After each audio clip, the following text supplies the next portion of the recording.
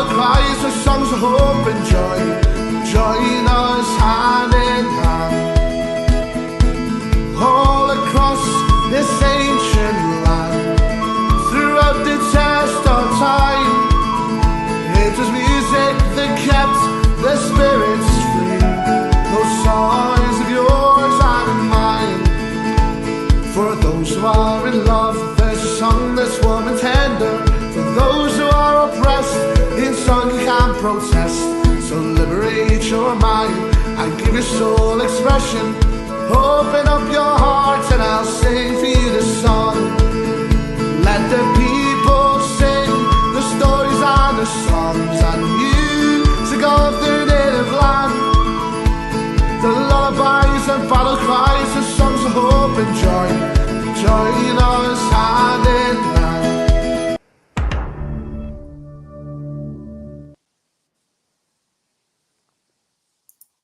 Yes, good evening, we're back for a Celtic Unrestricted View. How are we? Joining me tonight on this very special Friday night, I'm calling it a special Friday because most Fridays are special, lads, is my good friend, Mr. Andy Gray, with a new pair of headphones by the looks of that there. Thank God he's got headphones on. I hope that means we can't hear him, boys. And our good friend, Mr. Barry Bannon. Thank you for joining us tonight, lads. I hope you are well. And everybody else that's tuning in with us, good evening and a very warm welcome to the Friday episode. As it says, JP, I'm glad to be back on, mate. Friday, always special, mate. Talk to you two, Gordon's boys, mate. So, like it says, I know Baz started the day again, mate, so I'm glad to have him back on. I know it's a hard day, mate. So, glad to be back on, Baz, and good to get your knowledge once again, mate. Aye, glad to see you again, lads. Obviously, I've seen you the other day, but always good to be on here and talking football and what we all love, Celtic. So glad to be back on and looking forward to the night. Absolutely. And as you said, Ryan, Baz has obviously just started his pre-season himself today. So I do apologise beforehand, guys, if he falls asleep during this. And it's not because we're boring him, it's just because he's been hard at it today. So apologies in advance. But no, it's good to be back on me, Baza. It's always good to get your knowledge, mate, and your opinions are always very well. It's educational, really, and they're always very well put. So we're always privileged to have you on. Lots of people joining in with us. Good evening, everybody. Big Barry McCandless, he says he's gutted he couldn't join us tonight. He's got the kids and he enjoys watching yourself, Baz. I just think I think the part of flying, boys, he's unable to live with these days, and that's why he's decided not to join us tonight. But you know, that's just the kind of sheer reality of what we're dealing with now. The big man's, I think, one night a week's enough for him. So I think he thought Ryan was wearing the double denim tonight. So come on. By the way, I'm going to need to do that, aren't I? I'm going to need to do I don't know what I'm more gutted with. The fact that you've got new headphones and you look like you're listening to some sort of radio podcast for somewhere else, or the fact that you didn't wear double denim. What is the story? I've not got double denim. I've got jeans, so I'll need to buy something. I'll need to do something. We need to bring that coat back as well. I missed the coat. Where is it? I miss Big Ben. Totally, by the way, I miss Big Ben. That's what happens. That's what happens. But when you move out, I've not got it in there. That's my mum and dad's house. You know what I mean? So I'll need in that room for a wee episode and get the coat back in, won't I? I think we'll need to have a word to your mum and dad and see if we can maybe get that transported over for you, mate. Definitely. Big Bev's joining us tonight. He says, good evening, boys and girls. Hope you're all well. Barry, a big thank you for your amazing donation towards the fundraiser. It's very much appreciated. Absolutely. Yeah, I was absolutely taken back the other night when you put that forward. So again, Ryan, totally an amazing gesture, mate. Like you says, mate, that's stuff of dreams, mate. That's something that somebody would have on a mantelpiece, mate, and it's there forever. That's, like you say, that's one of Barry's biggest memories, if not his biggest in football, mate. So to offer that to us, mate, there's no a lot of words you say, mate. It's phenomenal because, like you just says there, that'll go to some good home, mate, or somebody that loves football, mate. And like you Yeah. said, I'd imagine that somebody who loves football, even a Sheffield Wednesday fan, Celtic fan, they'll be jumping the bit to get that, mate. Well, I'm hoping it's this as it comes to, and I'm just gutted for a size 6, and I'm not going to get a chance to wear them at 5 now that I'm back. Right, So. well, there we go, right. I'll need to wear double denim, and I'll need to pray these boots on it. I'll need to do it, won't I? Hold on a minute here. What size of shoe are you? 6. Oh my goodness, man. Nobody said about wee feet, but you know what I mean? Big packages like that, you know what I mean? Wee socks. I missed that boat. You pair Donny socks. I'd imagine you miss a few boats there enough with tiny feet. He's probably need to go and take a big leap to it. Aye. He's a 6 when he's playing football, a 7 in slippers when he's taking the bins out. Aye. I mean, he's up at Swab Saturday night. He kids on, he's a 9. Oh, man, that place is never again, man. No going back there again, man. Before we go any further, I just want to say that this podcast, folks, is now sponsored by AB Entertainment. AB Entertainment's the man there I put up a second ago, Mr. Alec Beveridge's DJ company. And they cater for everybody in all kind of different party functions, weddings, you name it, they cater for it. Private functions, personalised birthdays, communions, engagement parties. Yeah, totally. That's the contact number, folks. If you have got any functions or any family things coming up in the near future, or even in the distant future, but you still need the resources to hold a party and get some entertainment in, that's the phone number. That's Alec's phone number for you. I'm sure he'll be happy to oblige if you do contact him. Again, Ryan, it's something that we were very, very privileged to have on board, mate. Aye, like you say, mate, he's got a big company in terms of what he's doing and what he can provide for a lot of people. We've had a lot of feedback of people saying he's been before, he get great nights and he gets involved with the people as well, mate. So, and he's a massive Celtic fan, mate, but also he's a very good guy in general. And he sees your visions for the podcast and going forward. So, looking forward to journey with him, mate, and very soon, mate. I think I'll be in the Hydro very soon, mate. Alex behind us, mate. So I'm looking forward to it. Yeah, absolutely, definitely. Big Barry McCandless has actually come back saying that double denim is what chased him away, Ryan. So, there you go, mate. I don't know why to hurt your feelings, but obviously if Baz just gave you an answer there. Well, he'll just need to deal with it, won't he? He'll just need to see double denim. And Francis Lester reckons it's a mankini that you've got under your tracksuit top as well, mate. It's a mankini. I actually think these people are beginning to know you, mate. It's a mankini with about 3 pairs of socks, mate. Aye. But how many American Pie? Aye. Oh, brilliant. That's not an apple pie, Ryan. What you doing? Sticky toffee pudding, man. Aye. Hope it wasn't in a microwave before you started that, by the way. Well, that's a hot one you've got tonight, mate. Aye, but it's only hot if it's not a Greg's. He asked for Greg's if it's hot and it's it'll be heat in it and you take. By the way, see every time you get into that shop, mate, they're never anything hot in it, no. Only Greg's like anything hot in. Aye, you just start last year serving you on it, didn't it? Big Bev reckons, Ryan, it'll need to be 3 pair if you're only a size 6, mate. Oh, Jesus, man. I don't reckon we're going to get through this podcast because you've just opened your mouth, mate, and everybody else is just going to jump on board with it now. But no, unfortunately, we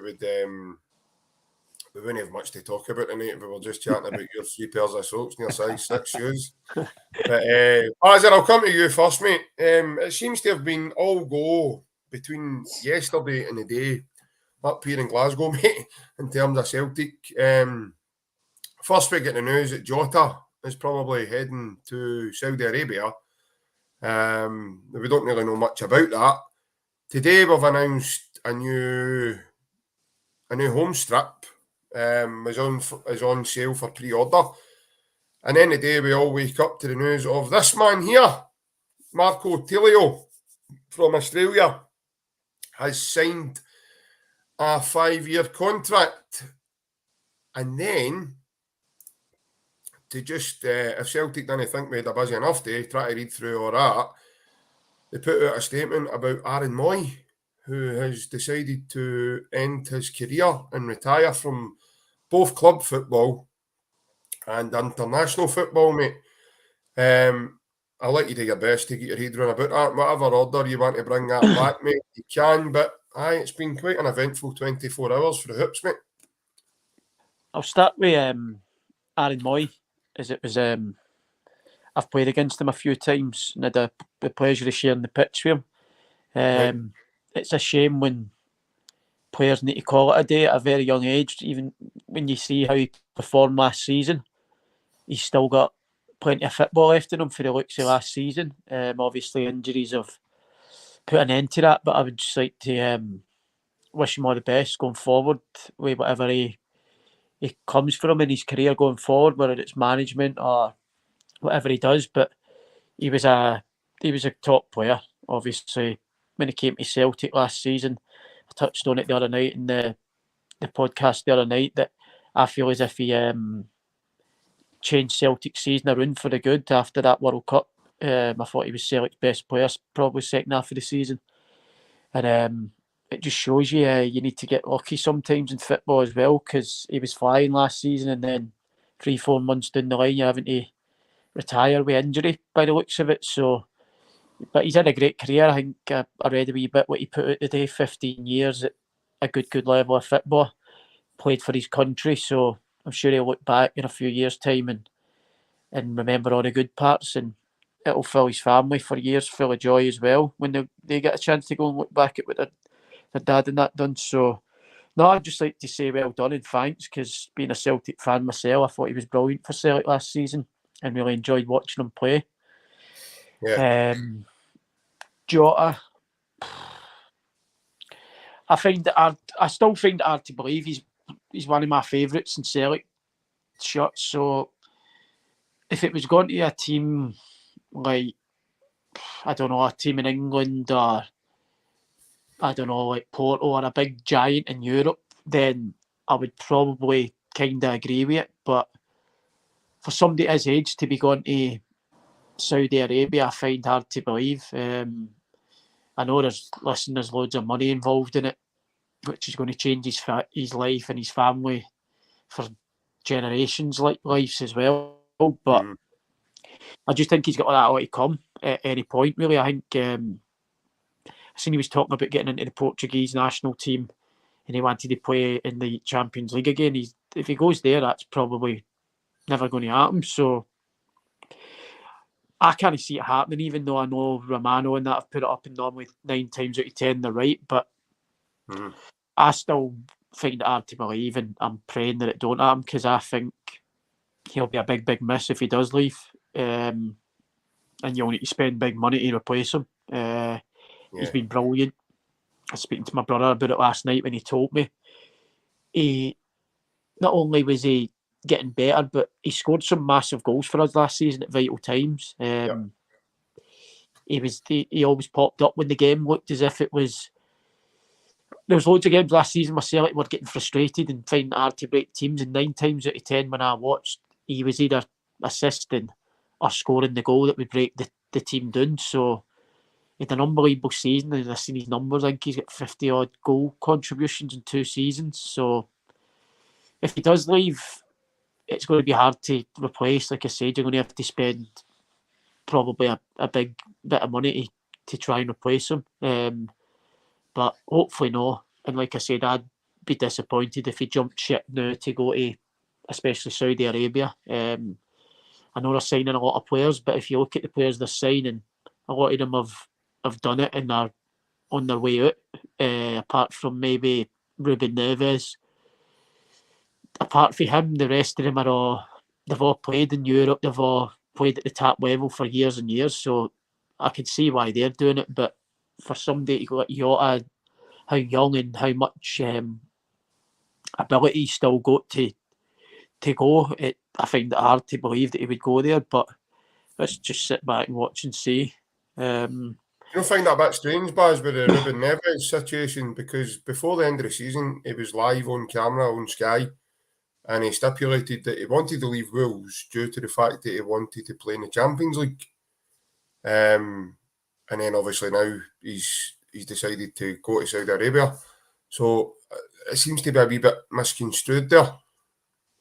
I just think that the way the Saudis are going about it at the minute, they're throwing that much money that if that's what you're in football for, then it's probably going to be hard to turn down.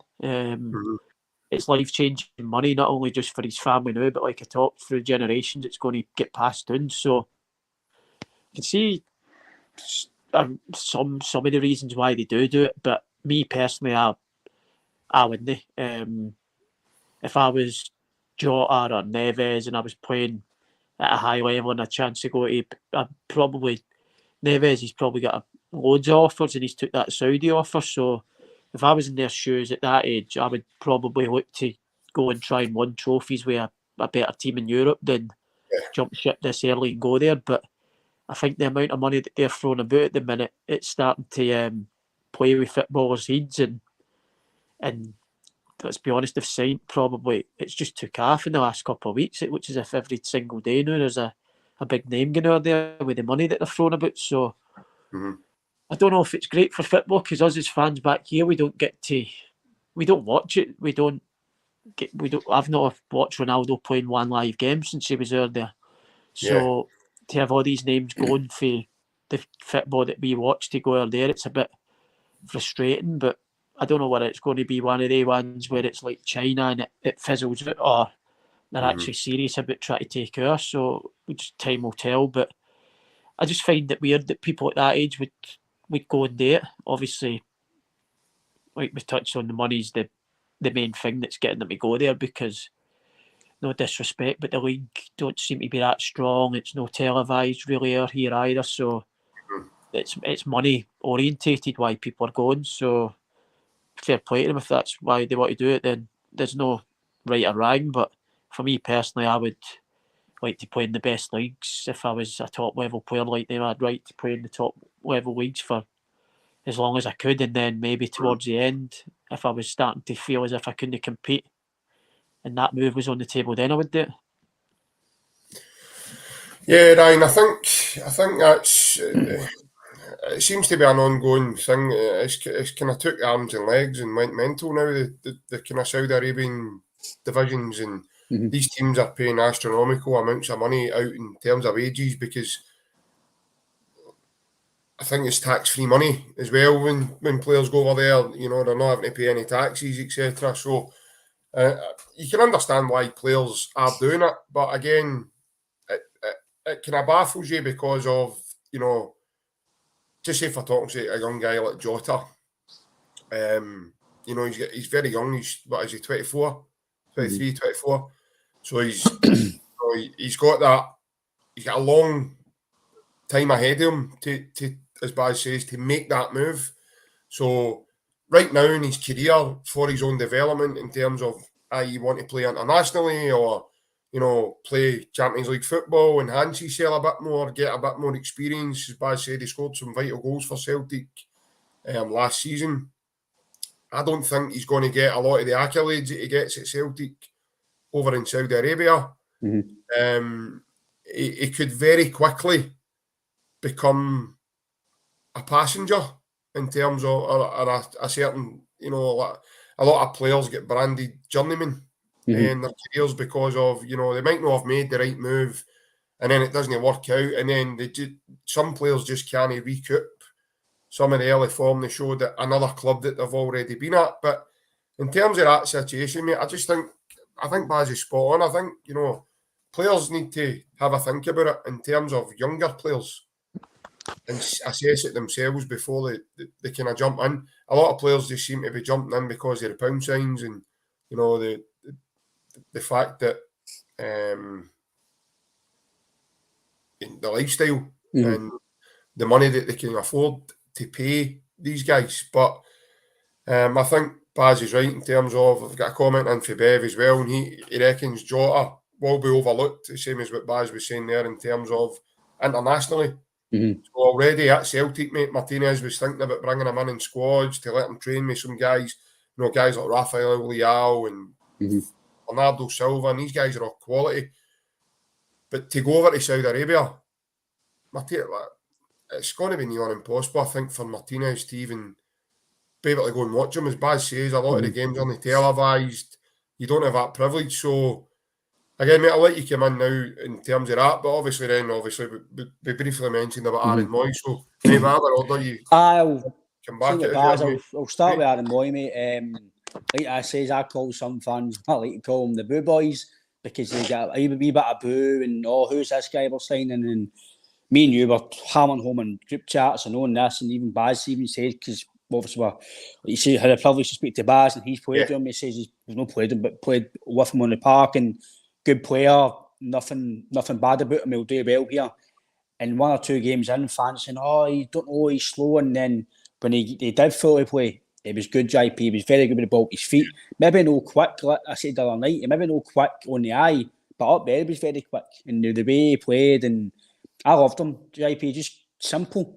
Obviously now I don't play football now due to injury, but see when you look back now, football is kind of, it's no simple, but it is. See if you just keep the ball and keep the basics right like he done, you'll make it. If you just do the simple things, and that's why he played with Celtic, because he was doing the simple things and he was doing them well. Maybe no as fit or maybe as quick as some other guys, but when he played, I didn't think he had a bad game. So if potentially I think it's a back injury, but Ange was he didn't really say much about his injury, or I know it could be a nerve or it could be muscle injury. We don't know exactly what the details is, but it's obviously that bad. He's had to retire very early, like Baz says, and I'm sure his missus put it on Instagram or something. There was a wee kind of spelling. I don't know if he's been suffering this for a long time, because she says how he's struggling to breathe sometimes, and it's been his diets and that. So we don't know if it's been a long-term issue that he's had, and he's had to. Again, JP, we're no privileged to us, so we're maybe booing him, not me, but booing him on the park. This, that. But fans don't know what goes behind the scenes medically or family issues, and sacrifices day in, day out to get, like Baz himself, he will have sacrifices day in, day out to get to the level he's played at. So, but fans don't see that. So this is why sometimes you really need to take a step back. And when you see stuff like that, with Tad at 32, there must have been something that's been going on or something. But overall, I'm making what Baz says for Celtic. Just on his Celtic career, you can just say hats off to him, because he came in at a time where we did a wee bit of cover, and he done better than cover. JP, he was very good. I think the game against Hibs, it was 4-0. It was very, very good. That was for me the game that it was very, very good. And obviously the game at Ibrox as well, when he set up a goal for Kyogo. So all in all, he's a fantastic career, mate. He's played in international games, big games, and down south and here, mate. So all the best to his career, mate. I hope he's successful in his rest of his maybe footballing journey or his life, mate. But obviously with Jota, like Baz says as well, I think he's top, JP. I think he's no one of the only players, but one of the players that could have a very, very high ceiling. He's got all the attributes to be a phenomenal player. He's quick, he's nippy, he's got skills, he's got assists, he's got goals, he can defend now. So, in my past, I put it on Twitter, JP, the only way he's going to go is for money. And nobody will tell me differently. It's for money. And I can't blame him, JP, because if you're getting that 190 grand reported flung at you, and he's maybe getting 25 grand to be at Celtic, maybe, it's very hard to knock back. But I think he's got a big decision to make if it is going to happen. Because like Baz says, will he ever get a big move again? I know it's a big move in terms of money-wise, but he might not play in the Champions League again. He might not win trophies. I know they've won the league, I'm sure that, but a major trophy. Is the Saudi Arabia League a major trophy? I don't know. I don't watch the football. I don't know how big it is. So, but to win trebles at Celtic, playing under Rodgers, playing in the Champions League, put your skills up against the best teams in Europe, and then maybe get a big move down south, like Baz says, maybe to a Newcastle or an Arsenal or a whatever, like any team down south, it's big. He's got a bigger chance of doing that playing with Celtic than he has gone away to Saudi Arabia, and obviously his international career. He's in the kind of fringes. I'm maybe getting in the World Cup squad recently, training with him. will he get that chance again playing away in Saudi Arabia? He's not playing against. Well, I don't know how competitive the league is, but I wouldn't imagine it's as competitive as it is playing in Europe with Celtic and stuff like that. So I think I agree with Baz. I think it would probably be money orientated, but again, can you blame him? Probably no. But in terms of footballing wise, it's probably the wrong decision if it does go. Yeah. But in money wise, it's phenomenal. Like Baz says, it will set him up for. If he invests that properly, he'll probably never need to work again after he's finished playing football. So it's a I don't know, JP. It's one of the bands. I don't want him to go, but if the offer's right, then Celtic need to. People need to realise as well the way our model is, JP. We are kind of. I know Jota isn't a low price, but the way our model is, and it's worked for years now. It's worked really since Dyer, just seen before Dyer. We're buying guys low, selling them highs, and it's worked. And this is why we don't need to get into Dermot Desmond's bank account, the club's bank, because you're bank low on the club. Everything is just well run, well oiled, and you've just got to look at other teams. They haven't shared issues. They're doing this. Celtic are known to do that for years because they were so well run. Apparently, Rodgers are getting 30 odd million to spend. If they sell Jota, it's 20 odd million. Guys like Sorrell might go, McCarthy. Like I say to you, he might have 50 to 60 million pounds to spend if he wants to spend it. If he obviously not going to spend it, but he's got that cushion. Like I say to you the other day, if in January it's nipped up and you need to go and get somebody to help you, we can go and do it. So on that last bit, maybe Jota, I think it's if it happens, we'll need to deal with it. But I said to you, JP, the guy Taylor's not his replacement because he's already signed before Jota this rumours was happening. So I think you've got to go and spend money, make a statement, go out and spend Edward money, go and do it. You've got money to do it. And go and put a statement out that you're here to challenge Europe, you're here to get the rest of Scottish football blown out of the water. Because in my opinion, I said to you the other night, I'll let you back in, makes I know I'm babbling here, but that's the position we're in now is probably the best I've seen as a Celtic fan in terms of financial. I know when Rodgers first came in, he made a lot of money, but he didn't have that to start off with. He's got potentially £50 million right now, plus that squad. I know it's pre-season, but we've got the financial power to blow Scottish football to water. Yeah. And now it's down to us to go and do it. Because I did say to you, the worst thing that happened to us is when they went down to third division because we didn't push on it. It was just win the league. Just win the league. Just get into Europe. We didn't push on it. I think now we need to go and they win a bit of the money and just push on and strive on. Yeah, definitely. Like we said before, Ryan, I don't think there's anybody big in the club. I don't think there's anybody, there's nobody there that's irreplaceable. But no doubt the guy's, he's a massive player for us, and no doubt he's absolutely quality. So he is going to probably, to replace him, it is probably going to take a few quid to do it. Celtic are in a great position to do so. So I totally agree with you there, Ryan. I think, it would be a bit of a weird one, I think, in terms of, from the Celtic fans' perspective. I think we'll all be looking at that and saying, well, why? Like, it's just, it doesn't make sense at the moment. We're never going to keep these guys forever. That's just a total formality. These guys are going to move on because, again, I don't want to be disrespectful to other teams within the league, but unfortunately, quality players, there's only so many times these guys will go and play in Livingston's pitch, Kilmarnock's pitch, up at Ross County against Dundee.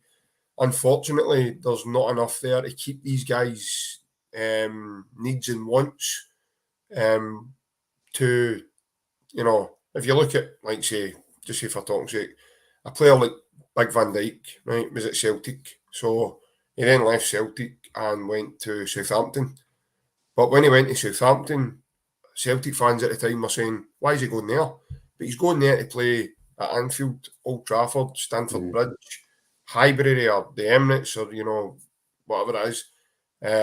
Places like St James's Park, where there's eyes all round the world on you every weekend.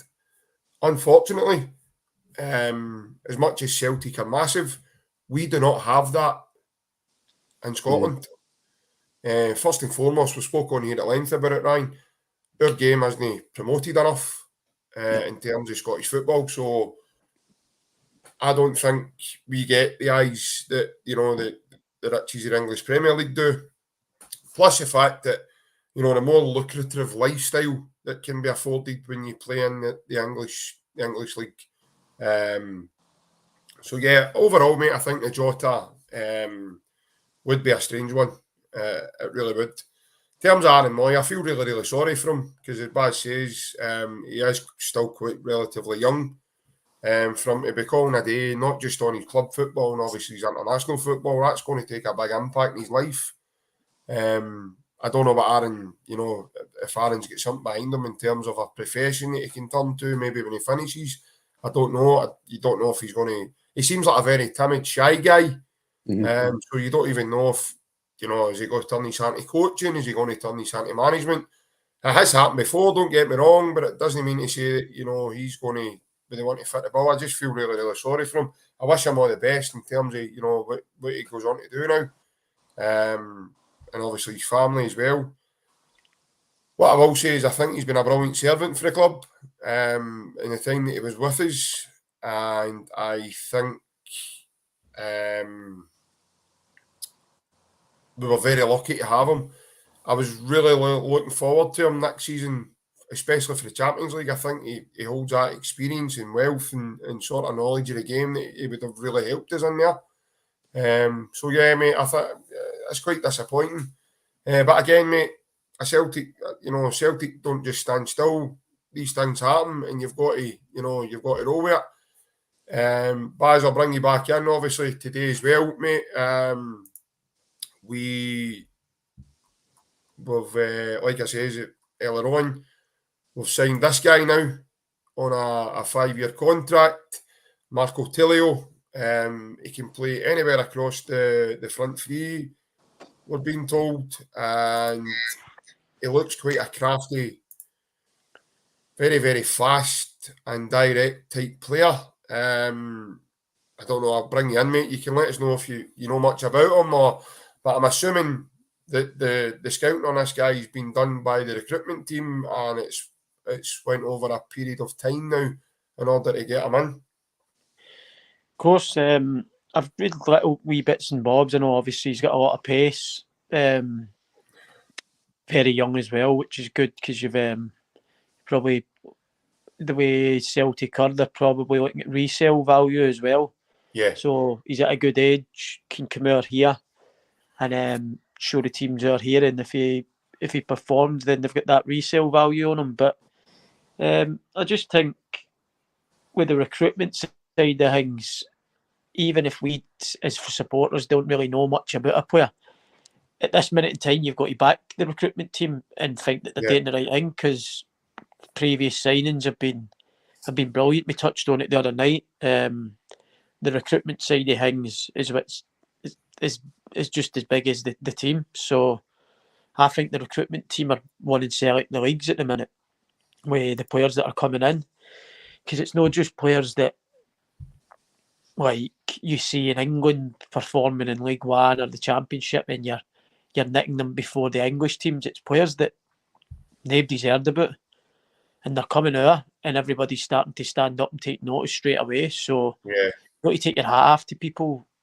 in the background doing this, because it's unbelievable. I think Brighton are kind of going about a similar way, where they're targeting South America. They've had the Japanese boy Matoma as well. But these recruitment teams are unbelievable, because all three of us love football. We know most players in the world, but these players that we've signed, Celtic, Maidas, Ratates, Kyogos, not one of us knew about them until they came out, and now the whole of British football knows about them now, every one of them. So, and that's down to the recruitment team. So I've not seen much of the boy, but I've read bits and bobs and know that he's quick and quite direct. So I'd imagine pretty similar to Abada, but he's coming in at a good time because he's got a top manager that's going to work with him and improve him, no doubt, the way he has with most players that he's worked under. So it's going to be another good signing. As I said, the boy Home as well is another young boy that's coming in at the right time. going to come in, learn off a top manager. So I'm excited because it's good to see that Celtic are buying young, hungry players. Obviously, you need a bit of experience every now and again, but a team like Celtic, I think they're going about it the right way with getting these young boys in, because you've got a good few years in them, and if they do well, they probably move on. But some of them will stay because they love it there. So we've got not only have we got the learning years, but hopefully the best years in football ahead of them as well at Celtic. Yeah, definitely. I was smiling there, Baz was chatting there, Ryan, because Bev's just put in, we've signed 2 long-term signings so far, and the mob over the water are dealing in crisis loans from their war chest. To be fair, mate, I think that's been summed up perfectly there by both Baz and obviously Bev's comment. Aye, like I says, what Baz says here, mate, I do feel that we will spend a bit of money on Jota. His replacement if he goes. I think it's kind of... Yeah, I think we can make it clear now that the boy Kelly was not Jota's replacement. Well, he was again, I don't think he was, but I think he's already been I think he's 5 caps for Australia, so he's not a project signing. He's played football, he's scored goals, and some of the reports are saying he's one of the best kind of talents to come out of the A-League in a long time. Yeah. So people are not just saying that for a reason. And we've got him, I think, £2 million or €2 million, whatever it is. Yeah. Maybe another bargain. The boy Holmes played over 100 games for about 20-year-old, which is, it doesn't matter what level you play at. To play 100 games at 20-year-old, you must be okay. Yeah. He's highly rated. I'm sure it was, I don't know if it was Newcastle or Arsenal or something. We've been to get him last year, and we've got him for very, very good price. So, like Baz says, I totally get what Baz says in terms of they're coming at the right time. It's a clean slate for the boys. Last year's finished. And it's down to obviously the manager, who Baz says is a top manager. He's phenomenal. He's phenomenal. I can't talk enough about him, mate. He's absolutely top class. The way he works around the club, the way he works with players, the way he develops players. The guy, like I say to you, and even Mark Wilson said it in Sky Sports, he's elite. Nobody was giving Mark Wilson about saying he's elite, but when one of us says, what do you know about football? I've watched football long enough out my wee nipper years that he's a top manager. And he's size 6 slippers on. Aye, my double denim. But that was it a denim jacket or just a denim shirt? Anything you want, mate. I pull off it, mate. So, but it is Friday. I'd imagine you'll be doing that at some point later. That's my half-10 show on it. No, but I think in terms of Celtic, mate, going forward, with 2 Bhoys, I agree with Baz. They're definitely coming at a good time. They're coming in under the right manager who will develop them. They might not play right away, but they'll get a chance under him, because I think under Rodgers, if you're good enough, I think you'll play. But I don't know what you think, JP, but I do feel that this could potentially be maybe breaking... I'd like us to maybe break the record for the transfer. I know Edward, I think 9 million's the record. I could potentially see that happen again. Don't know what you feel, mate, but I do feel that could potentially happen. And for me as a fan, I want it to happen. I want it to... Obviously, you're showing intent with signing players anyway, but I think for us to go... They're maybe signing £4 million, maybe the top they're going to buy. If we go and buy something 9 to £10 million, people's eyes will go, Jesus Christ. But like I say to you, no matter what they do, it won't topple Rodgers. But if we go and sign somebody at 9 to 10, just sign an Edward signing, it'd be amazing. But what about I ask you, Baz? I know there's been rumours. Well, I say rumours, we don't do rumours in here, but in terms of the media, they've spoke saying Tierney's meant to be, he said he'll get a loan move, he'll take a cut price to go away for Arsenal and loan and stuff. I think personally, Baz, this could maybe be the strong position we've got to maybe get somebody like him, in terms of ability-wise, into the club, if it means cut price or anything like that. I think the way financially we are, I think that is a good position to maybe get somebody like that. What do you feel about if we could get him? Do you think it's a no-brainer? Because I'm my opinion. We better hold on to that crisis loan label. I know. In my opinion, Baz, I know people would mention his injuries, but I don't think you can knock that back. If he's want to come, you go and do it, because I don't think you can knock... I know Greg Taylor, JP, I know you love him and he's been amazing, and I know I gave him a bit of flack in the past, and he's been amazing. But if you've got a chance to get Tierney, in my opinion, I'm sorry, Greg, but he's playing. Aye, well, we better. 100%. I just think, like you touched on, Greg Taylor's had a great season, but we're talking about the other night in the podcast, the target in Europe. I think you need somebody like Kieran Tierney in your team if you're going to go and do well in Europe. That's no saying Greg Taylor's not good enough for that. It's just Kieran Tierney's been there, but he's got the T-shirt. He's well experienced, and to be honest, he's probably one of the best left backs in Britain. He'd definitely be in the top 10 anyway. So you're getting a top player back if the rumours are right, and I hope they are right, because that'd be brilliant when it's seeing Kieran Tierney on one side and Alistair Johnson on the other.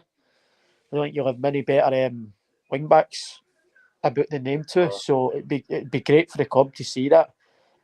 Greg Taylor would probably be very unlucky because he was one of Celtic's most consistent and best players last season, but it's football, innit? Like, you always, there's people that will come in and take your position, so he'd be very hard done by. But I just think if you get a chance of getting a player at that calibre and you're known about not just winning the league and going and winning like you and doing something in Europe, that's a statement, and it's probably the type of player that you need if you want to go into Europe and compete.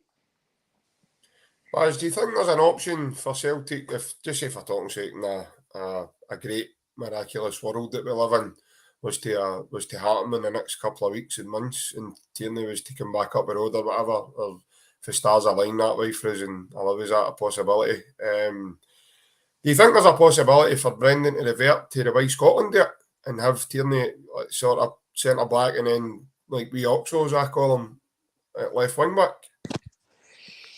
They probably could do it, but I just think you take a lot of Kieran Tierney's strengths away when you play him in there. I know you see him with Scotland and doing the outside day Robbo sometimes, but I just think he's a fullback first and foremost, and I just remember him at Celtic. He was brilliant there, so he's done a great job for Scotland as the left-sided centre half, and obviously clubs nowadays are playing a left-sided centre half with the overlapping centre half going round the fullback, so you could probably do it that way, but I don't know. I just think you take a lot of his game away because there's only so many times you can go forward for that position, whereas when he was playing left back at Celtic, he was up and down all day. Yeah, I totally agree. Tierney is,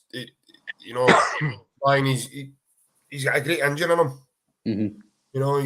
There's no doubt in it. Obviously he's had one or two injuries so far in his career. Again, I put down his injury just as he left Celtic down to the fact that he was overplayed. I thought he was kind of not ran into the ground, but he was when we were needing to be successful, and it was kind of needed because we probably didn't have an able left-sided player to come in. In ball and golly, when he was there, I think he spent more time doing his in Belgium. I spent more time in Belgium. His midnight runs out of Europe than he did. He's the only guy I know that goes on a holiday for a day. I know. It's frightening. Mental. And doesn't tell MD. And then his sister grasses him into the club. But see on that, like, see if you play football, like even Baz's level or Celtic, Rangers, whatever, and people know who you are. See if you're going to go on a plane, you must. Why would you think you're not going to get caught? People have all got phones. They've all got phones, and it's absolutely. He's flew to Glasgow airport playing for one of the biggest teams in the world. How's he not going to get noticed? Lunatic. Mental. But even if you look at the players, and when Tierney was there, the guys that we had that were his deputy, like he's a guy who was coming to the sort of end. He's, been able to play at that level and maybe having to step down a level because of, natural causes, which means age and, other things. I just think, like we've said, Tierney, for me, Tierney was, Baz, this is probably a big shout, away from me. But I've spoke to my dad this, and my dad had a wee laugh, and I carry on with me about it. But I wasn't kidding. I was serious. I personally think he's better than Robbo. I do. I see him as a better player than Robbo. I know Robbo's a quality. He'd be a quality asset for him as well. But I think Tierney's better. I think Tierney's a better defender, and he's tougher, and he's no fear to, put it in. Whereas I think Robbo, he just uses his pace to get him back there, and that gets him out of trouble 9 times out of 10, who he's up against. But I think Robbo's, when you see a lot of the goals that Liverpool concede, some of them are down the left-hand side, and he's either too high or he's gave himself, too much today. Whereas with Tierney, I think the best part of his game is his recovery. When the ball, you can either play the ball at the top of Kieran or try and play it in. He reads it so well. And for me, I just think he's got that wee edge on Robbo. I'll let you back in. You can tell me what you think of that. But that's just for what I see watching the two of them. The two of them are definite. They're different, definitely different players. I've played with both of them. Yeah. I would say it's a hard one. I would definitely say Tierney's probably better defensively. Yeah. Going forward, it's hard to say Robbo's better as well because Tierney's good at going forward as well. Yeah. But if you were judging it on careers at the minute, you would say Robbo's got the edge because of how many trophies he's won and all that. But we're just lucky actually that, well, lucky and unlucky at the same time. We've got two of probably the best fullbacks that will live for years to come, playing at the same time in the same position, fighting for the same position. But I think Steve Clarke's done brilliant in managing to accommodate both of them. But I can see where you're coming from. He's a well-rounded fullback, Kieran Tierney. He's no brilliant at one. He's very, very good at everything. Whereas Robbo's probably better going forward than he is coming back the way. But they've both got different qualities, and like I said, they're top fullbacks. They're definitely in the top 10 in Britain for me, and as left backs, and they're both Scottish, which is incredible, really. But knowing KT as well, if I've not spoke to him of that, but I just reckon if there is any chance of him coming back, then he would jump at it, because he's quite similar to me. He knows he was born a Celtic fan. It's in his blood. Yeah, he knows what it's all about. So I think he's went down there, experienced it, enjoyed it, loved it. Obviously, the last year or two has been probably went as well as he wanted. He's been down there and they've signed Zinchenko now, and he seems to be on the bench quite a bit. And he's always a boy that, what I remembered for Scotland, he was first out to the training ground and passing balls about before warm-ups. And last half, he was just loved football. So I could probably imagine that he's hurting at not getting as much football as he wants. And I know there's been links with Newcastle and things like that, but I just kind of being around him and knowing him, if there is a chance of coming back, especially now with Brendan as well, then he would probably jump at the chance. It's just one of the finances allow it to happen. Ryan, what's your take on the two of them in terms of, do you think KT's better than Robbo, or do you think it's a hard one to call? It's maybe just a bit of bias because I'm a Celtic fan, mate, but I think that's for me as well. I think all rounded Tierney's got everything in his locker. But you've got to look at the two of them as individuals, mate. The two of them I think they're world class, mate. Personally, I think the two of them are world class. They've got different attributes. Robertson's playing in one of the best Liverpool teams in a long time. He's won Premier League, won champ. I think he's won Champions League as well. played with Scotland, he's the captain of Scotland, the tour and Tierney as well, he's won trebles, played with Arsenal. The guys are brilliant, JP, and like Barry says, you're unlucky, but you're very, very lucky to have two, in my opinion, world-class defenders, forwards, left-backs in your team. Yeah. And like you says, and to have that mix in your team, Steve Clarke's done very well to accommodate the two of them in the same team, because 9 times out of 10, one will be playing, one on the bench, one playing, and the fact that he's been able to change the formation, I'm not saying he's adapted the formation to get the two in the team, but he's adapted his way of playing to make sure. I think he has, though. I think he's adapted it to get them in. Because they're your two biggest names and your two best players. So I also think they two, and when I've seen the two of them play together, they two, and for me, Callum McGregor and Billy Gilmour for Scotland are a massive reason as to why Scotland have been so successful, because they four can play so much, and he's added McTominay to that three sort of in the midfield. It's so dynamic, and they bring the best out of one another. For they've all got different attributes as well. So, and we all know how good McGregor is. I mean, to me, he's Rolls Royce, right? So, big McTominay's now this campaign, especially the quarter, he's added goals to his game. So he's getting into good areas. He's picking the ball up. He's driving at people, and he's probably, even the Man United fans have probably seen a different side to Scott McTominay. They've maybe not seen that at him, but maybe at Man U, he's playing a different role. He's maybe not allowed to play with that sort of freedom that Steve Clarke's given him. But I agree with yourself, boys, Ryan. I do think Steve Clarke's kind of altered the Scotland team in order to find that shape and mould it together, in order then for us to progress forward. And we're seeing the fruits of that. I've seen a comment there for Plunge. He says, again, Plunge, it's your opinion, mate, but I think Robertson's world class. I do think he is. To play at Liverpool every week and be the captain of Scotland, and you're not just a good player.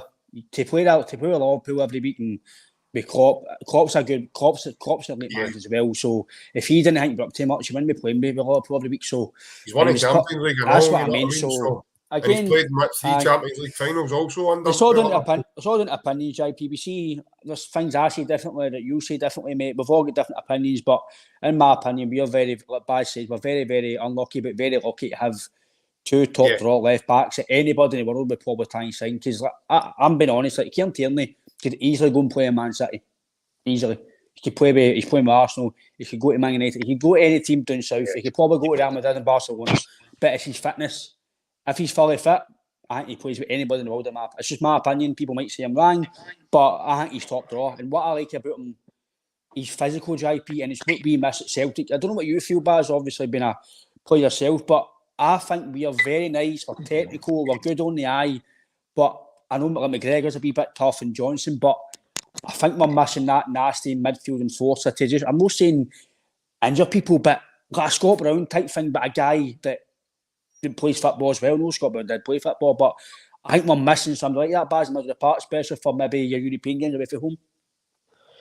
You definitely need that. But touching back on the comment, he is world class, because you're finding it very hard to. You're probably struggling to name 6 better left backs in the world than the both of them.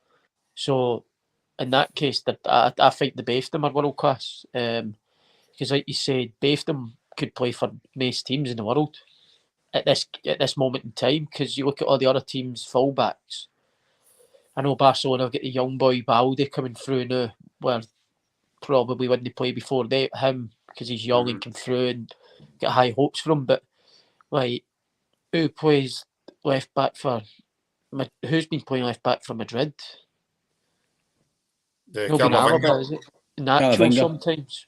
The one that I would say definitely kicks off a list. It's probably a wee surprise to you is this man here. He definitely kicks off that list of 6 that you're saying there. That you would. He's the unluckiest man in the world, because he can't get a game for Scotland because of two. No, I know, and he's probably just had the season his career there. Up to date so far, in my opinion. So he's like Andy Murray, isn't he? Rank place, rank time. Aye. Aye. Because any other any other time and he plays after the season he's in, but just so happens to be that you're the only fighting with one. You've got two. You've got two of them to get past. So if one's injured, the other one's playing before you as well. Yeah. So Well, he's been very unlucky. Like you said, I know about Andy Murray, JP, Baz is right. I don't know much about tennis, but I watch it now and again. He was in an era where you've got Federer, Nadal, Djokovic. They three are not just, they three are that's top, you can't, Yeah, no. the way, I mean, the fitness and the way they train and But Murray's unbelievable and all. That's what I'm saying. He's so unlucky that he's been born in an era where they three are the best free flow in the world, and then he's going to fight against them, and he's getting beat off in three sets to love and all that, because the guys are just, it's like, I'm sure.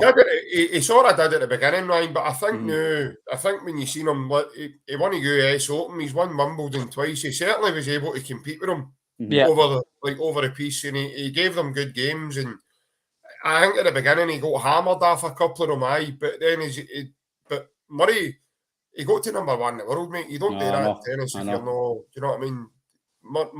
Andy Murray was special. He's probably not going to never be the same player again. And he's kind of hanging on with his skin and his teeth. Personally, I think it's just sheer pride with the guy.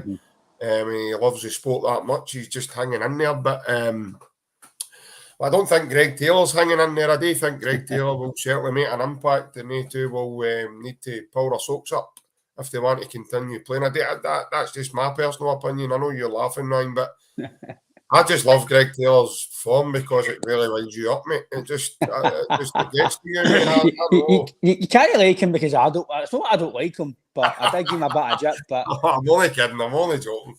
But no, Baz, I think it's spot on, mate. I think Jinky would play if Kieran Tierney came, JP. The Celtic? Do you reckon Greg Taylor would still play? I think Rodgers would need to find a way, mate, because you can't name me another left back in the world that can step in the field, pick a ball up in the 10-0 and a pivot and then play it to Kyogo for a goal. There's not many left backs that can step in and do that. I don't care what level you're playing at. He was playing like a playmaker. There's some of the through balls he was playing to Maeda, the one at Easter Road, he puts them through. There was one at Kilmarnock, he set up again, he put Maeda in. It's I just think some of his passing has been unbelievable in the areas that he picks the ball up in for a left back. You're looking at Celtic Park, you're looking at going, you shouldn't even be there. He's definitely upped his game since when Ange came in, because I'd say to you, JP, before Ange came in, I was like, he's not up to it for European wise. Castle. Oh, brilliant. But I do agree with Baz. I'm not going to disagree with you, but if any matter of discipline or anything that Kieran Tierney comes to Celtic, Greg Taylor's on the bench. Tierney plays a week, in my opinion. I'd want Tierney to play a week because you know what he's going to give you, but I think, Baz, the luxury we've got at Celtic, obviously with the 5 subs as well, European football, Rodgers does sometimes like to change his squad and rotate, and I think, like you say, with Tierney and Robertson with Scotland, if you had the Tierney and Taylor with Celtic, you've got a good luxury, Baz. KT as well, obviously speaking about the last couple of seasons where he's picked up injuries and that, you would probably need a capable left back there to fill in. Like you said, they play a lot of games, Celtic, because they're in Europe, playing all the cups, obviously, so they probably get a fair amount of games between them, but they both would probably want to play in the big games, and when it comes to the big games, you can only play one, so that would be the thing where it would be hard for one of them, because Greg Taylor's had a good run of games now the last couple of seasons, so he's not going to want to sit on the bench for big games. He's going to want to play in them, so one of them would be upset, and I think it would probably be Greg Taylor, because like I said, I think Kieran Tierney's unbelievable. No, I think he's alright. I think he's a kind of spot on in the kind of. He's alright. He's alright. He's just alright. No, honestly, I think he's a probably spot on in the long run. I do think if Tierney was to come back, the only thing that worries me with Tierney is the fact that he's had his injury worries the last couple of years. So I think that might stand Greg Taylor in good stead in form that, you know, Tierney, is he going to be able to stay fit for the whole season? For me, there's a question mark there, lads. I'm going to be honest. I think, you know, you would seriously need to look at that. The amount of games that Celtic play, Kieran probably wouldn't play. Like, if you remember them the last time, the way he played every game, same as Callum McGregor, same as James Forrest when he was there as well, and, you know, doing well. But I don't think Kieran can play that amount of games consecutively anymore because of that injury he had. That injury nearly ended his career. So it was really, really harsh on him.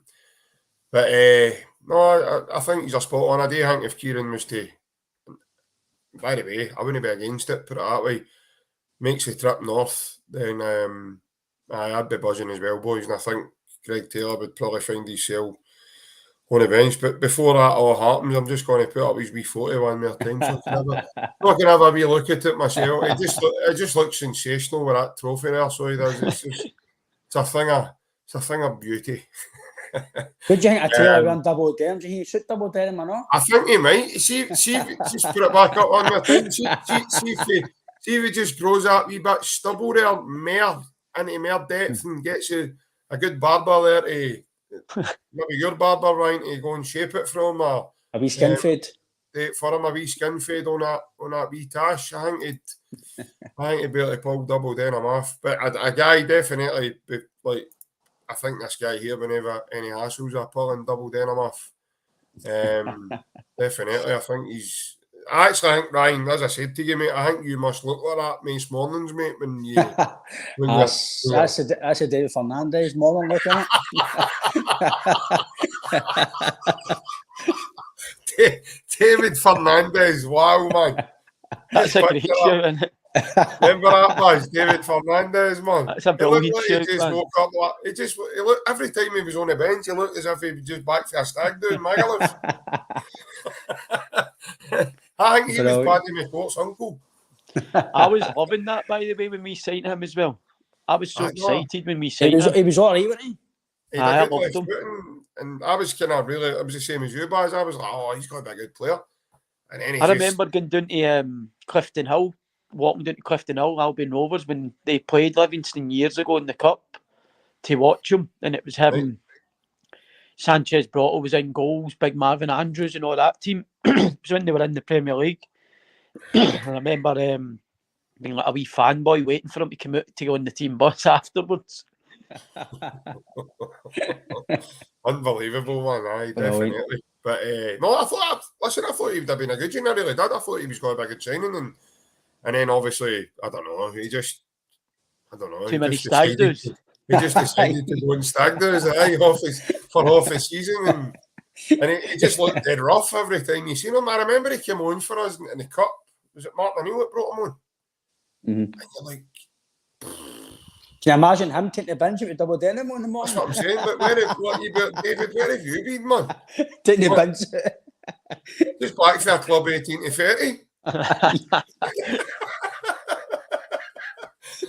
That man, just back for a man with his boots cruised. What's going on? But no, lads, before obviously we let everybody go and enjoy their weekend. Baz, I'll come to you first, mate. What's your thoughts on this year? There is loads of mixed thoughts about it, and you know, people saying it should never be a Celtic tap, and you know, this, that, and the next thing. Me personally, I wasn't too engrossed in it at first glance, but now that I've seen them wearing it, I'm kind of like, it's certainly not the worst tap I've seen. What's your thoughts, mate? To be honest, mate, I'm not a fan. Aye. I don't know though, because it's got one of the. I've had this before with previous Celtic taps, and it starts to grow on me. But when I first seen the black and all that, I think it breaks it up too much. The hoops with the black trimmings and that. So it's not for me, but I'll definitely be buying it, to be honest. So, but like you said, it always looks better when it's on the players than when it's just on like a peg or something. So it actually looks no bad in Kyogo there, but no, it's all right. But my dad will definitely have it, and I'll have it as well. So I'm sure it'll grow on us. On top of it growing on us, I'm sure there was a former Celtic player that probably said that quite a lot, Ryan, in terms of Willow Flood. I think he was thinking that some of the jerseys would have grown him at the time. He just looked like a wee boy with a Willy Winky dress on, didn't he, man? He was like, what's going on here? But what's your thoughts on the new Celtic home tap? Oh, it's horrible, but it's horrible. I'm afraid that's all of it. Oh, it's horrible. No. the black kills it. I think the black absolutely kills it. The stripes, you mean? The colour just doesn't go, in my opinion. But I think it's a the long sleeves a day, man. I was like, what the hell's going on? You see the foot McGregor? McGregor just looks like he wants out there, man. He just didn't really enjoying it. He looked like he wanted to game, didn't he? He looked David Fernandez Rothschild.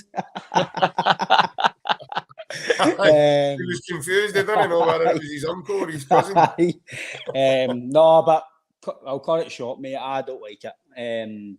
Obviously, I like the training gear better, mate. I prefer the training gear. So the training gears might be really nice, but I'm not a fan of the home strip, mate. The black kit's nice, the away kit, but people still buy it, JP, because it's Celtic and it's a home kit, but it's not the best I've ever seen.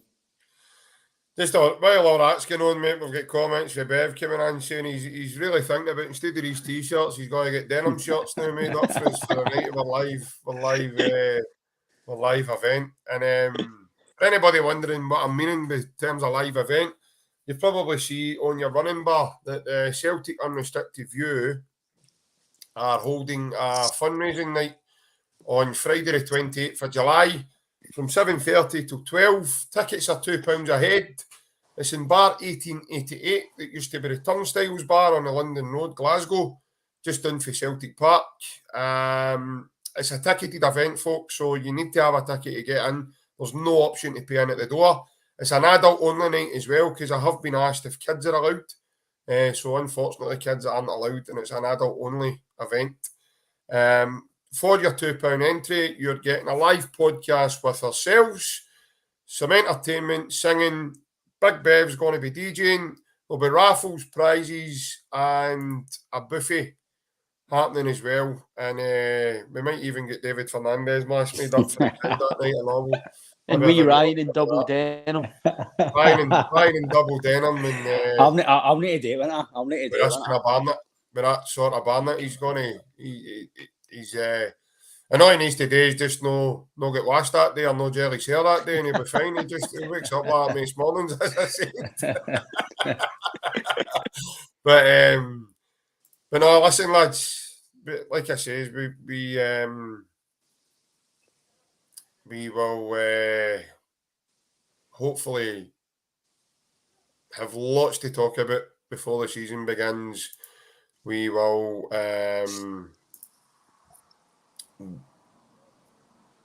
have a great night come the 28th of July. Boys, I'm looking forward to seeing you this season, mate, coming. It'll be a great championship, I think, mate. A lot of competitive teams in there with you as well. I think every weekend will probably feel like the Premier League to you as well, with the history a lot of the clubs have got and the experience a lot of the teams have got playing in the Premier League, and a lot of very good competitors up against you, mate, in terms of player-wise and quality. And so I'm looking forward to it for yourself, Ryan. And as I say, Ryan, we're going to continue until the season begins again, mate, until the new season starts with this podcast as well, mate, because that's basically what this is all about as well, mate. We've decided that, we continue with Big Angie's method and we'll never stop, mate. And onwards and upwards, mate. But as I said, guys, amazing to have you back on again, having a chat with you and getting a wee laugh and a carry on. So that's what it's all about. Sometimes you've got to laugh. If you don't, you'll greet, especially if you look like David Fernandez. But Bev says his agent on the phone if he's free. He's contacted David's agent. There we go. See if he's going to come. Is he doing haircuts, Bev? What's he doing on the night for us, mate? Is he doing... Because I heard he does open razor shaves now as well. So we'll find out, mate. Hopefully we'll get Ryan to get rid of that, whatever that you call that on his chin there. But anyway, mate, I thought you'd have put some milk on it like that neighbour's cat. But, at least something's like my face, I suppose, mate. Aye. Set up, mate. You need to get him and sleep right instead of the other way. Stop putting up with daft photos. By the way, imagine me getting a photo with Baz's boots and double down my Tinder, by the way. Oh, Jesus. Oh, that's what I say that would be, by the way. For a start, I want to know what you're doing with high heels on. Size 6 high heels. This is the Saturday. What's he doing? But, brilliant. Oh, listen, guys, Baz, I really thought, I know you're just back at it, mate. It was a hard day for you today, so I fully appreciate you. No, I appreciate it, Baz. Thanks a lot, mate. And having a chat with you, mate. It was really good to see you again, mate. Pleasure again, boys. As always, enjoyed it. What you said. Always good to get on and talk Celtic and have the odd laugh here and there. Love it, mate. And I'm sure I'll be on again before the season starts because I think it could get quite busy, the old transfer market in the next coming weeks. He's on top to talk about. So I'm looking forward to seeing you again, and I'll get these boots sent up for that raffle. You do know Ryan, he's not going to let up now that you've said you'll be on again before the season starts now. Your phone will be going like, your phone will be like mine that night. You were in the playoff when you were ready to go to penalties and you were the second leg of your playoff, and I came out of hydro, man, and honestly, I swear to God, it was like every decimal point was like it was like Archie McPherson was inside my phone. Woof, Eddie's not the post. Woof, Eddie's on a bar. Woof, it's offside. He'll be texting me privately 5 minutes after I get off here saying, when you're available in. Aye. I'm just about to go line and in order to Levi's, mate, going to get back on. Baz, what size you double denim? He's only a size 6. It'll be G-Star, won't it? Oh, brilliant. No way, man. Brilliant. But no, listen, lads, a total privilege. Everybody that's tuned in with us tonight, again, thank you very, very much. I know it's no easy on a Friday night to come on and sit and listen to us three having a chat and having a laugh as well, and probably try to make out half of the time what we're talking about. And so I feel I appreciate it. I really, really do, guys. And yes, we'll be back Monday with a Monday huddle. But until then, folks, have a lovely weekend. I hope everybody has whatever they're doing at all has a lovely weekend, and we'll see you again. Hail, hail. Cheers, guys. Hail, hail. Hey, boys. Thanks.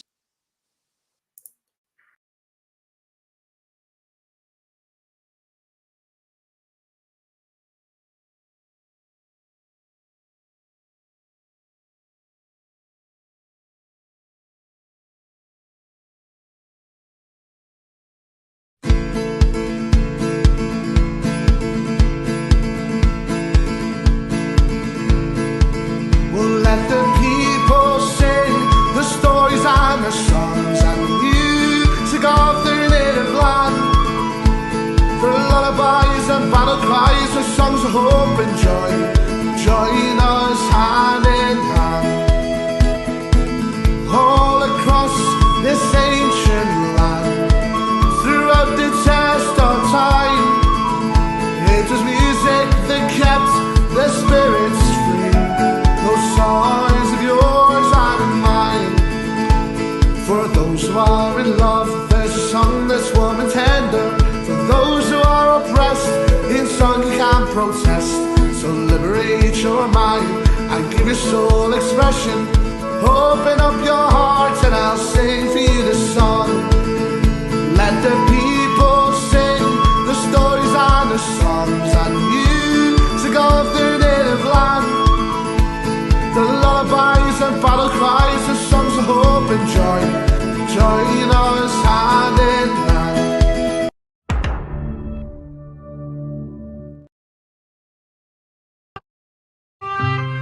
hand.